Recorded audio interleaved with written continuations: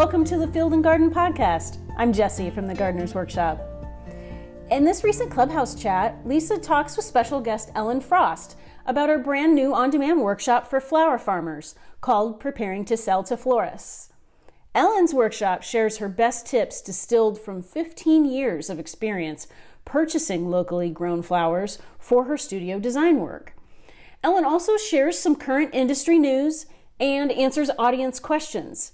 This is a really great conversation, and I hope you enjoy it. So welcome to the Flower Farmer Show. My name is Lisa Mason-Ziegler with the Gardener's Workshop, and I am so glad you guys have decided to join me here today.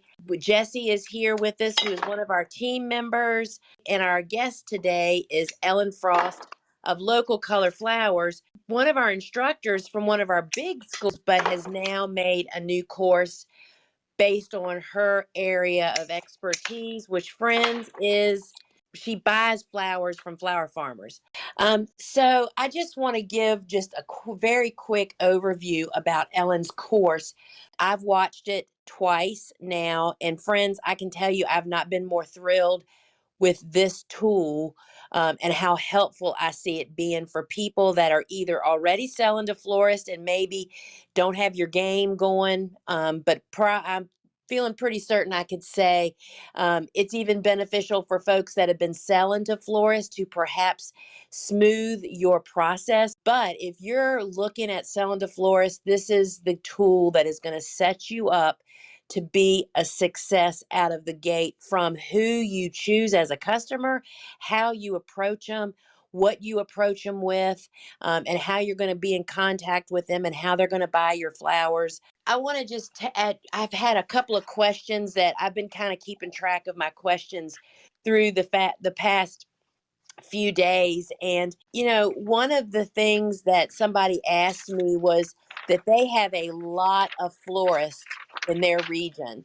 And how would they go, and I know this is something you go deep on in your class, but her question was, how do I pick a florist? Can you give us some tips on that? Yeah, of course. I think finding the right florist for you is not only going to, I would say not only make your business successful and sustainable, but it's also going to make your life more enjoyable and happy. That's just the reality of it. So finding the right florist for you, because every florist is not right for every farmer, and vice versa. Every farmer is not right for every florist. So I always encourage people to research their florists before approaching them. And even during the research, figure out for yourself what kind of customer is the right customer for you. Like, how far do you want to deliver? Or maybe you don't want to deliver, so you have to find somebody that's willing to pick up. What type of flowers do you grow, and do they match with the services that florist provides? Trying to find someone that's a right match for you in that way. And then also thinking about scheduling. Do you want to work during the week? Do you want to work on the weekends? Finding a florist that needs flowers when you want to provide flowers. These are all things that you can take into account when you're thinking about finding the right florist. It is not just, let me go out and try every florist, because a lot are just not going to be a right fit for you. I don't know if that answers the question, at least to begin with. It does, Ellen. And, I can remember, back in the dinosaur years when I was just starting out, I did just that. I just went out cold calling with my free samples, and I could tell soon after I walked in the front door, those people that were not going to become my customers, because I could just tell they were not my people. And it was really a bad experience. I mean, it's depressing, and it kind of hurts your feelings, and totally. Oh my gosh. And I 100% credit my pathway to success was because my very first florist, who I scoped out based on what Lynn Bazinski said, which was some very basic ideas, I followed that. So I went to the right place, and they ended up helping me so much.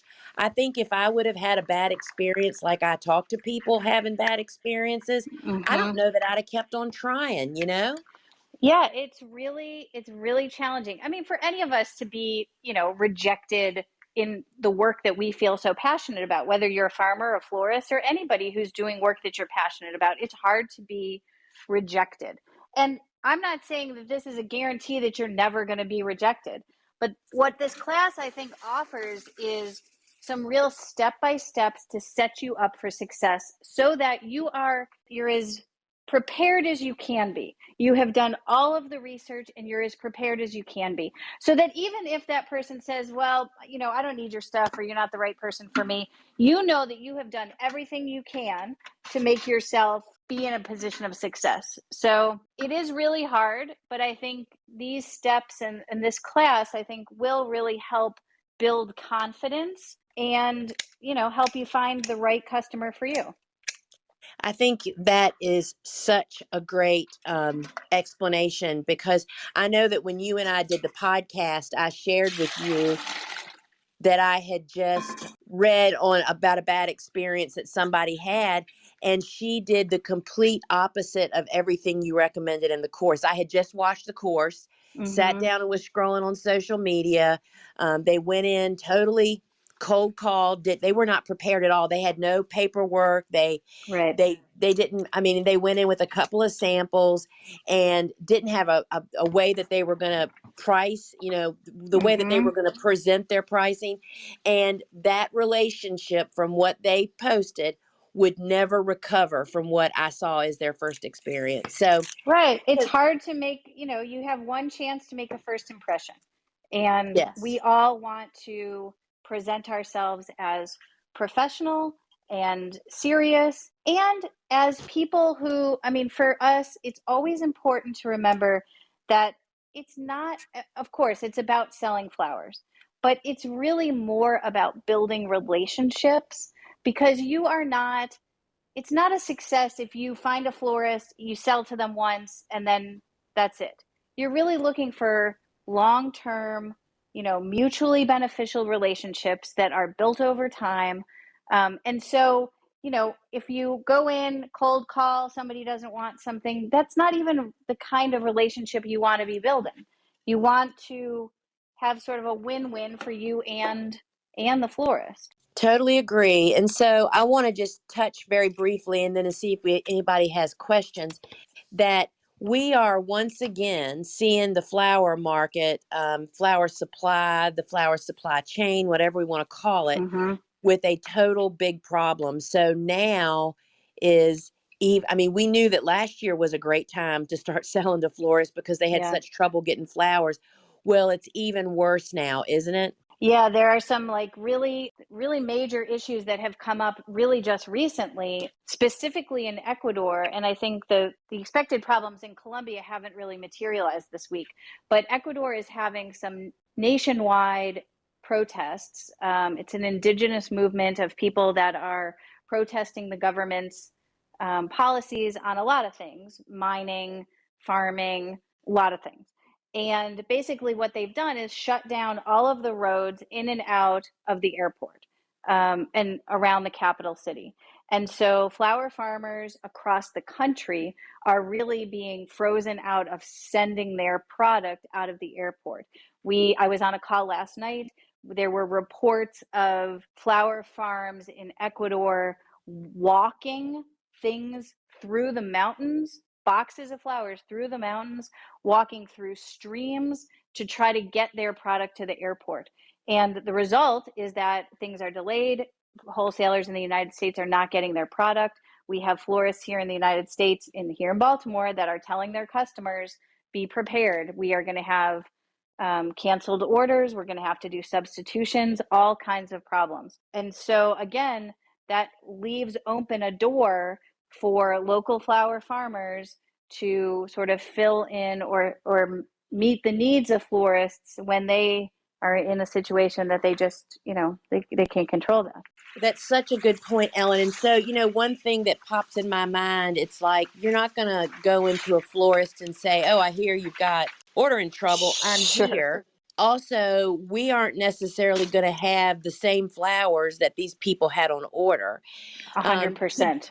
Can you kind of just speak to for just a moment? And then I want to see if Jesse has any questions.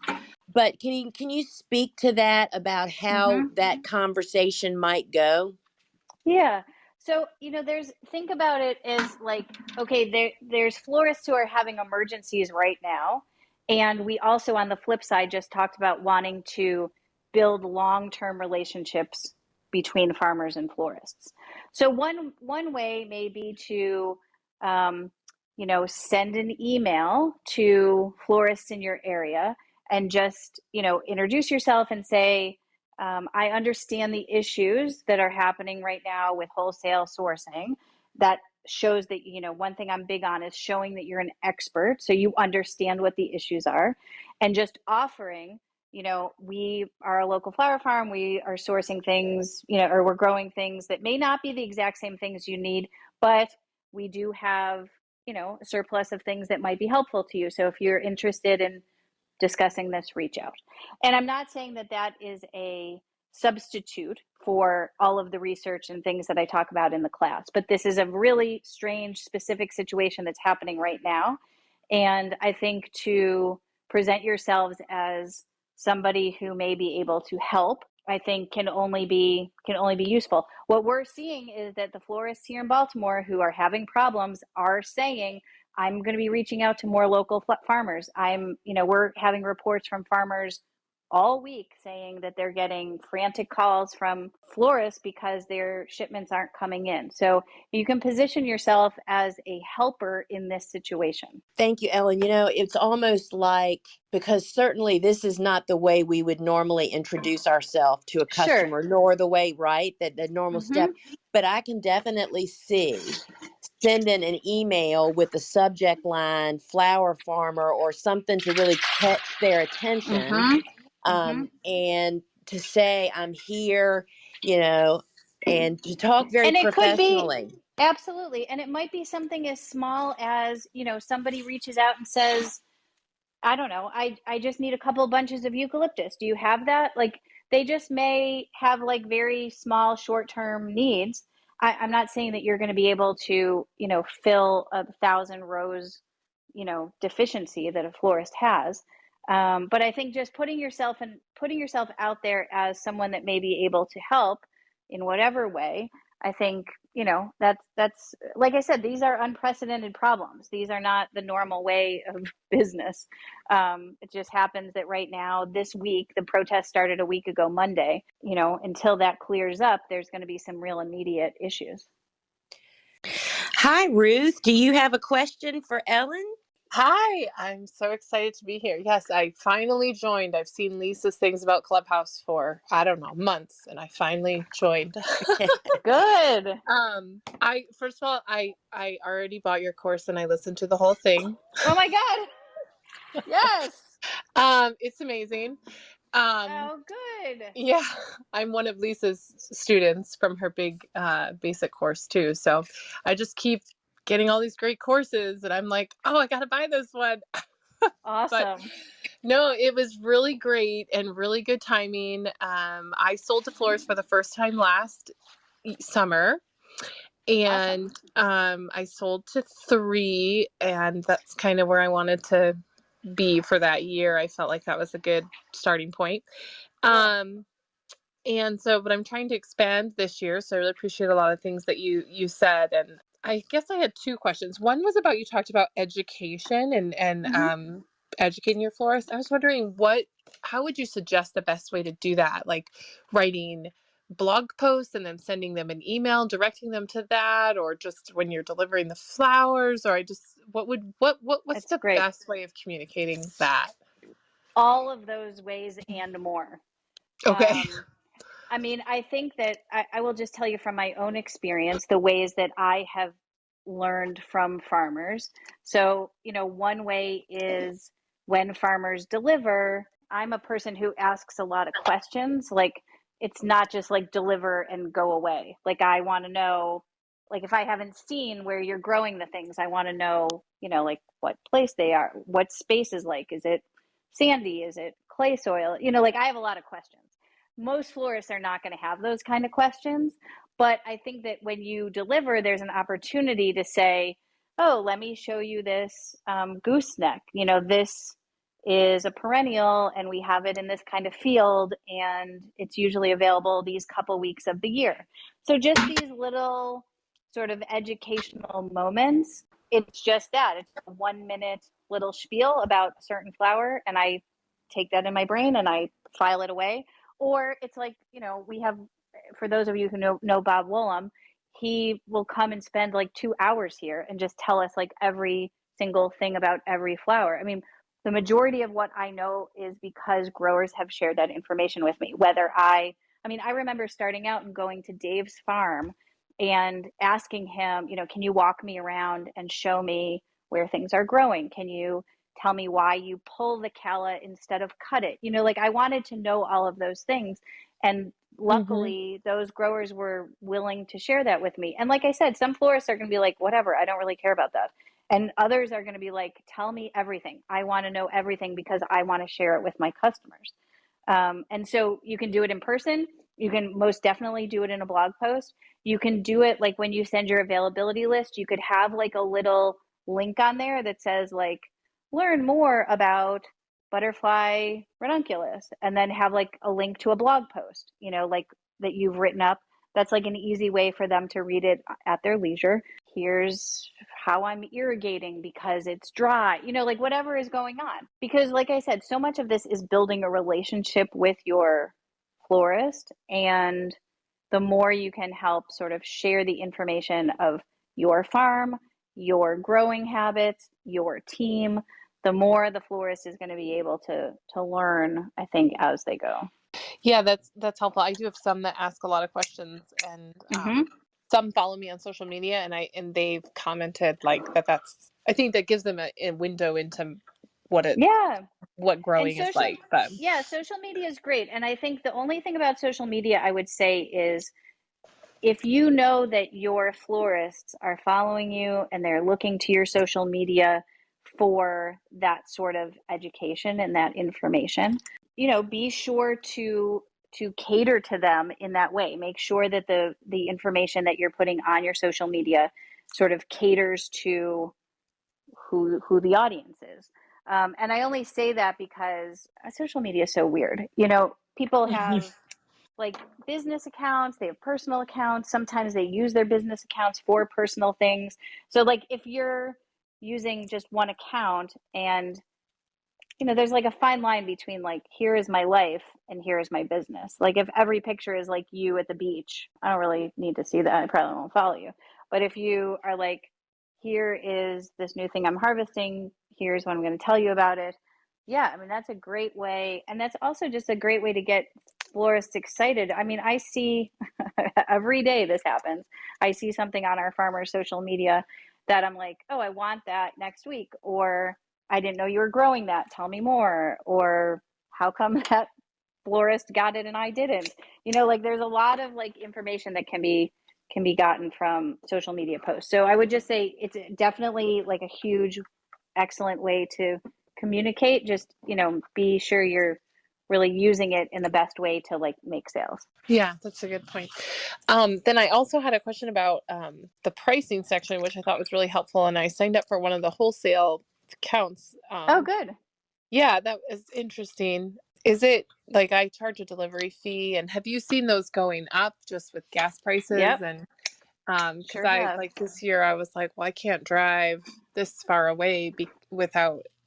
I mean, I don't feel like I can drive that far away without increasing my delivery fee. And the one florist was like, oh, I just didn't know I was gonna, or I had sent her an email saying it was gonna go up, and she kind of was like, oh, and I was like, is that like a big hurdle to have a delivery fee? I mean, I think the thing to think about, I mean, we have, I would say all of our growers have increased their delivery fee this year. And while it may be like that one farmer is like, well, what does it really matter if I go from $10 to $25, or, whatever is the fee. For us, we are buying from, about 10 growers every week. So if everybody increases their delivery fee by $10, we're, that's a $250 a week increase for us across the board. And if you buy from the wholesaler, your delivery fee is like $12. right? So I'm paying $12 for every farm I buy from. And we have had to reassess who we buy from. I mean, that's just frankly it. I mean, we can't continue to buy from so many people with the delivery fees going up. And so for you individually, of course, your delivery fee is going to have to go up. Gas is up, everything's up.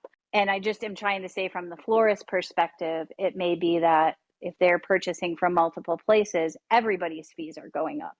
And unfortunately, for smaller farmers that you would be maybe buying a smaller order from, like for me, I'm going to not buy small orders because I can't afford to continue to pay a higher fee for delivery for a small order. So I'm going to maybe consolidate my orders to a couple growers and only order from other growers if I'm in a situation where there's a wedding and they have something I need, or something like that. And I use the example of $10, $12, but I mean, we have deliveries that right now our highest delivery fee for somebody is $40. That's for one delivery from one place. And like I said, if you have 10 people you're buying from and everybody's in the $30 or $40 range, my margins are so small that I can't really spend $400 on delivery every week. I mean, it's just, I can't do it. So yes, I think everybody has to do what's best for them. Yes, delivery fees I think have to go up, and yes, florists are going to have to make hard decisions about how they source going forward as a result of that.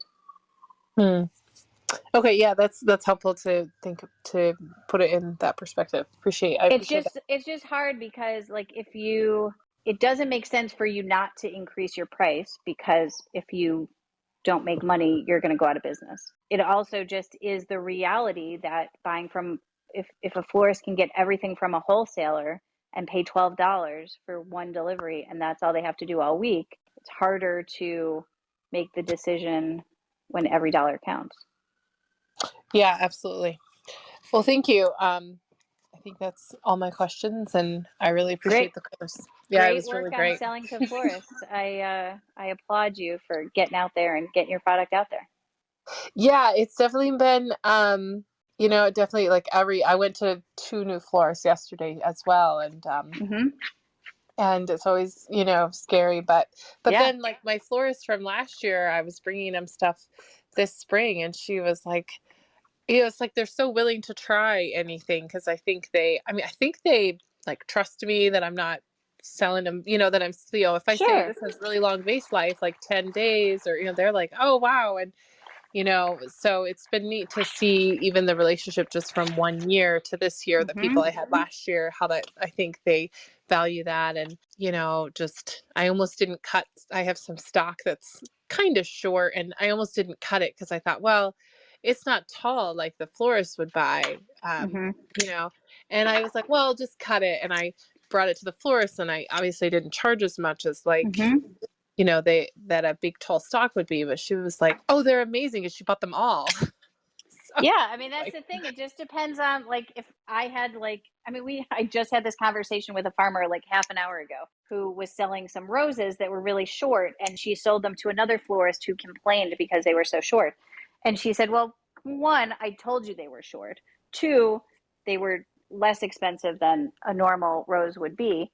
And my thing was, look, I had 100 bud vases to make last week, and I bought as many of those short roses as I could because they were perfect and they were cheaper and they were exactly what I needed. I didn't need them to be 2 feet tall.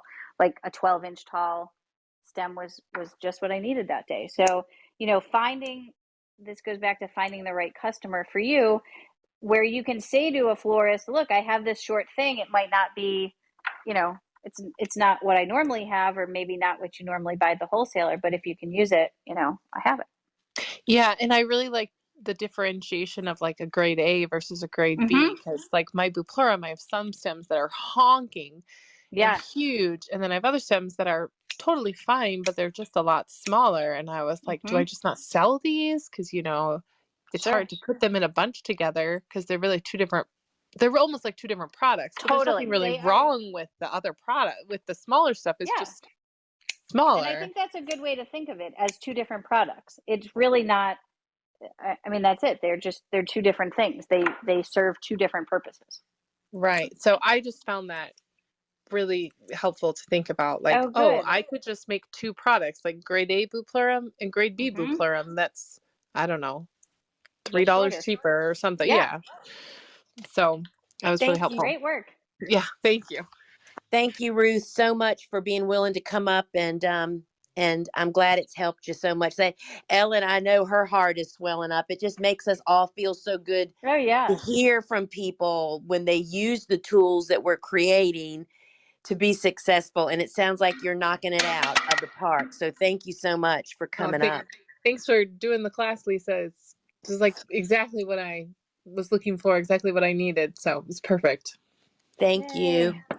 And I thank you so much for joining us here. And it was so great to hear from one of your new students, I know. how It's so helpful exciting. I know. I mean, there is something about it, right? Hearing from the person that's Totally. doing it. Everybody, the link to Ellen's new course is here at the top of the chat.